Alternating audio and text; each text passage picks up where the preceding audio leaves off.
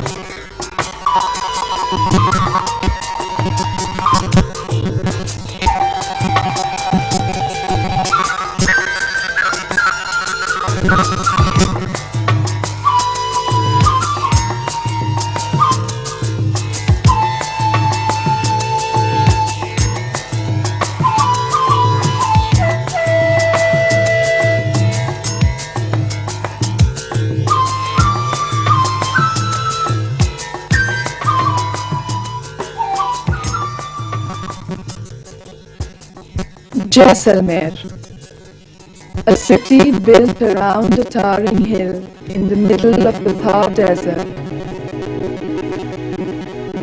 It always looked to me as an island in the middle of a sea which separates east and west. Jaisalmer has taken the magic of both, but belongs only to itself and its silent desert.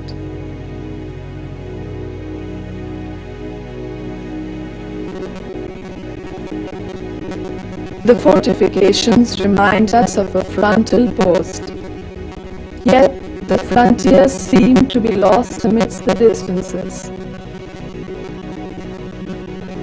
The royal buildings contrast with the stark wildness of the territory surrounding the fortifications, giving to the city an aura of composed and precious nobility. The array of buildings embroidered in stone seem to resound with echoes from old stories of adventurers, explorers, traders and messengers whose lives have never been recorded in books.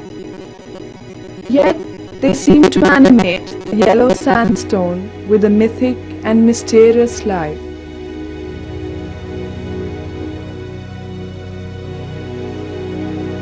The Thar desert separates two worlds. To the east, the ancient civilization of Asia, with its mystic and exotic traits. To the west, the monotheistic rationality of Islam and Christianity, the newer religions of the world.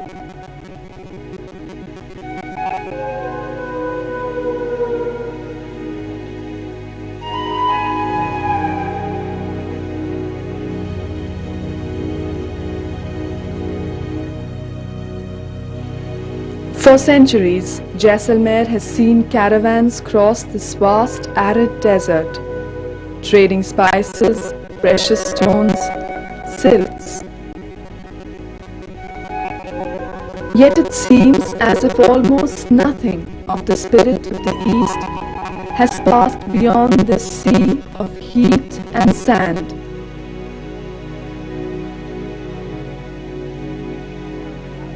And this is a good place to begin our journey, for we who no longer know if we belong to the mysticism of the East or to the pragmatism of the West. For us, born in a time when faith and progress seemed to be infallible, and who are now looking back in search of the roots of our cultures. But if we look back at history and start making differentiations between East, West, or Arab Indian, then we can't go to the heart of our search. We're searching for a harmonious relationship with nature. History is not the relationship between man and nature, but between man and man. We should go beyond social roles, beyond history. Otherwise, we behave like those learned tourists who travel as if the world were a museum. But that is not true, Steve. The relationship of man with nature is history. If we don't consider the presence of man in the environment, we cannot possibly know the environment. Each people has a history, which is not only political.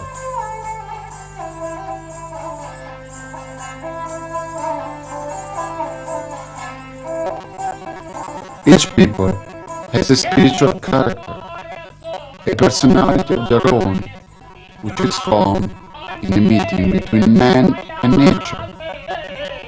And this can be seen in their dance forms, music, and poetry. All of these reflect a particular way of living with the environment.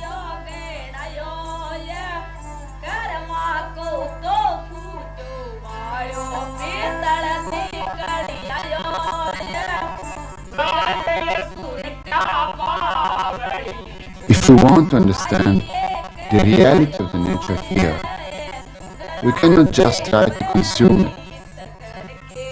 We have to pass through the lives of the people whose culture has grown up on this land.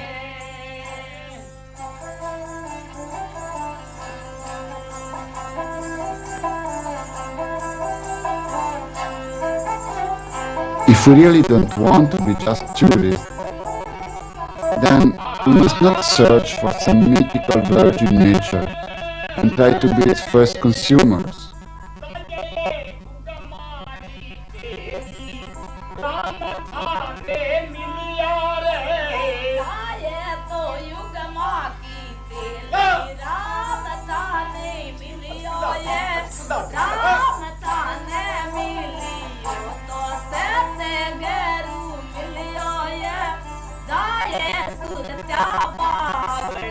We have to slow down and mix with the life of the people here. We have to enter the environment where they work, where they live. And only after we feel that our presence is in some harmony with the culture of this land can we continue our search for nature itself.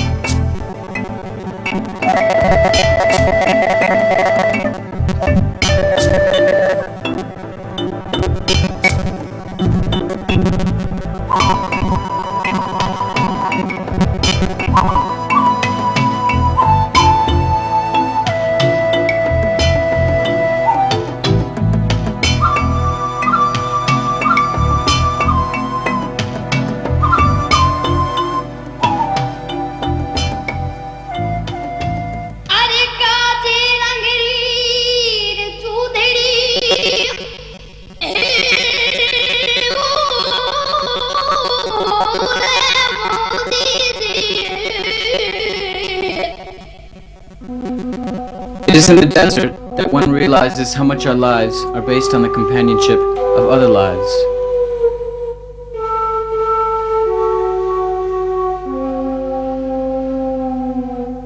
Yet at the same time, in the absence of other people, one can clearly sense the vibration of nature.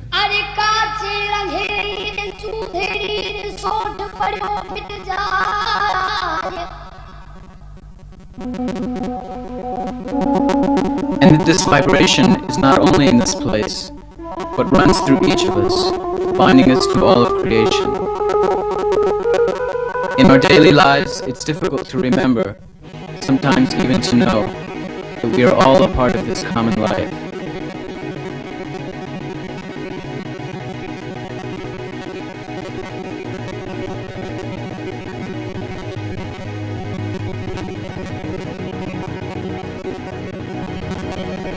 And indeed, what pushes us to work together is life itself, the desire to grow, to mature, and to create new branches of life.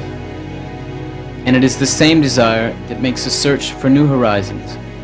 And when we find fragments of truth, entrusts us with new responsibilities toward our lives and the lives of our companions.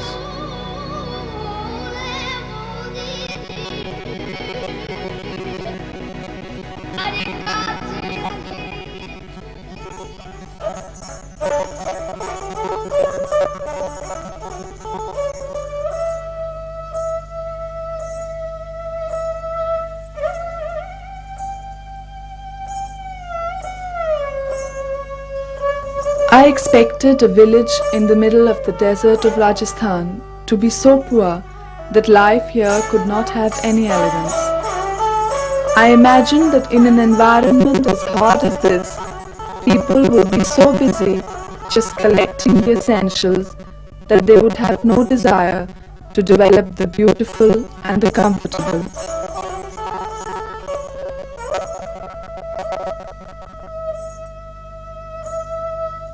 But I was wrong.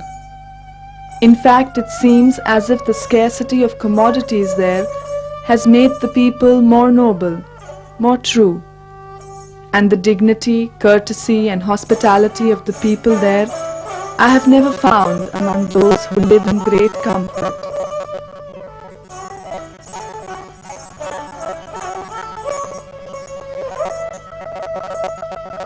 See how the space here is more open and better organized, in spite of having fewer means. Life in the industrial world is richer outside, but poorer at home. Have you seen those houses built by the state at the entrance of the village? You can see the word design elsewhere, with the mentality of those who consider the house only as a place to sleep. They don't have that unity between the domestic and natural environment which gives warmth to the traditional home.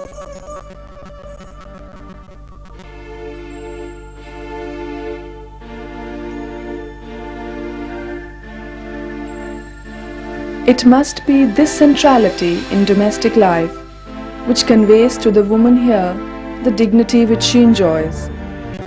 Her femininity is filled with the harmony of movement, which gives a beauty and an elegance, which we city women, despite our fashions and beautifiers, cannot compete with. Their elegance envelops a closeness to nature, to the earth, which we have lost in the city. And with this, we have also lost confidence in our femininity. But of course, when I see women building roads, working as laborers, and being forced to carry heavy loads under the scorching sun, I see them subjugated to an undignified servitude. Their very status as women, which obliges them to provide for others, makes them vulnerable to being blackmailed by the masters of their work, while man has more time to push himself ahead on the social ladder.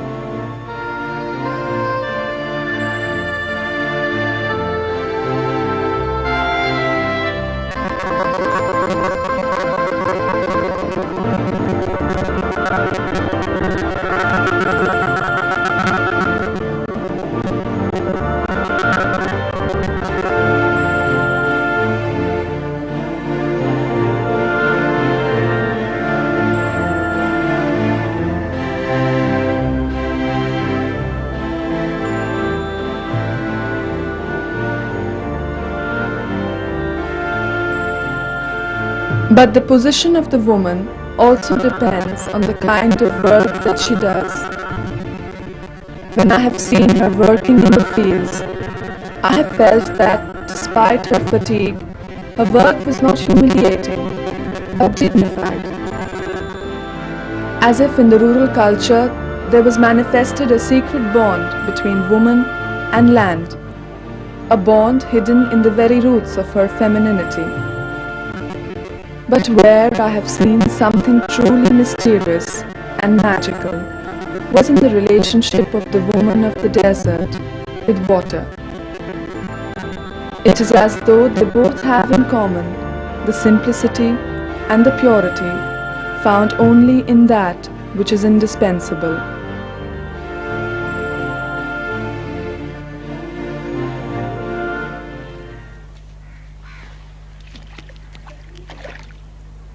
How can you Westerners be so crude as not to have any consideration for the sacredness of nature?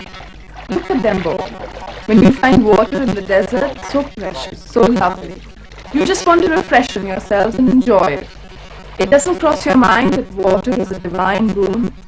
You don't ask the water for its permission before bathing yourselves in it.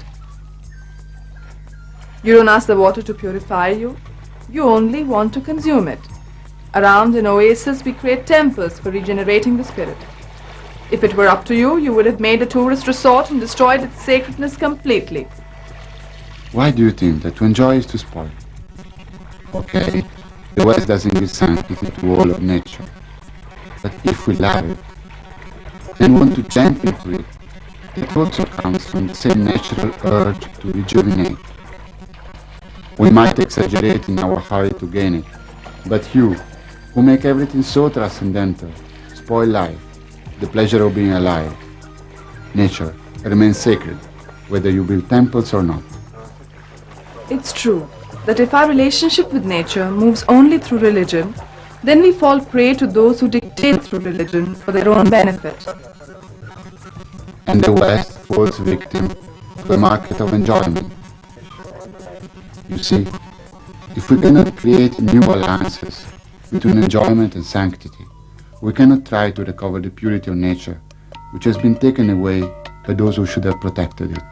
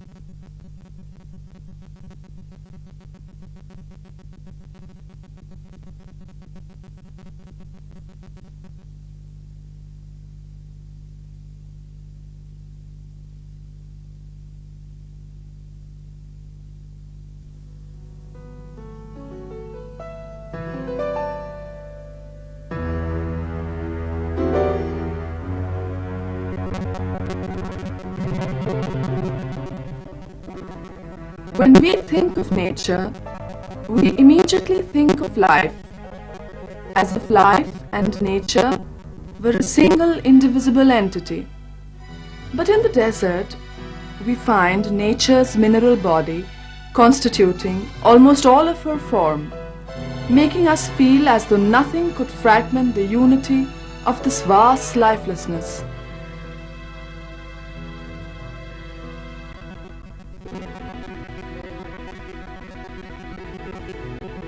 Yet life, even here, challenges this environment and struggles desperately to assert itself.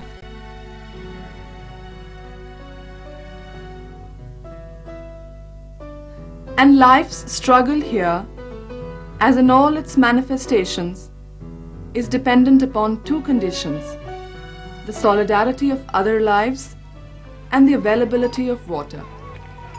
What is alone dies, and what doesn't have access to water also dies.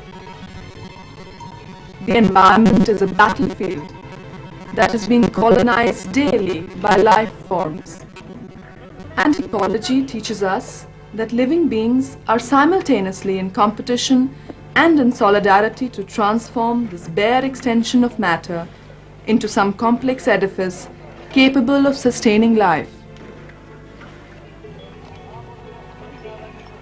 We, in the modern world, are used to an abundance which urges us to regard other living beings as only competitors in the collection of wealth. In the desert, where each day the boundaries of life have to be redefined against the margins of non-life, solidarity appears to be an indispensable facet of existence. Here, whatever be the economic activities of man, it must start with an access to water, with the division and the sharing of water. We in the city are used to an exchange of the fruits of labor, but here the distribution of the products necessarily comes after the division of resources upon which rests the presence of life.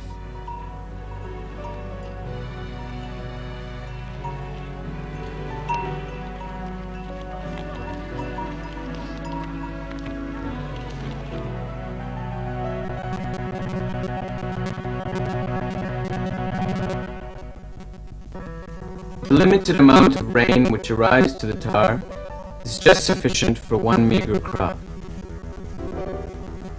The main products are millet and legumes, which constitute the staple foods of the people here. Except during the period between July and September, when the tail end of the monsoon arrives to the tar, the land remains dry.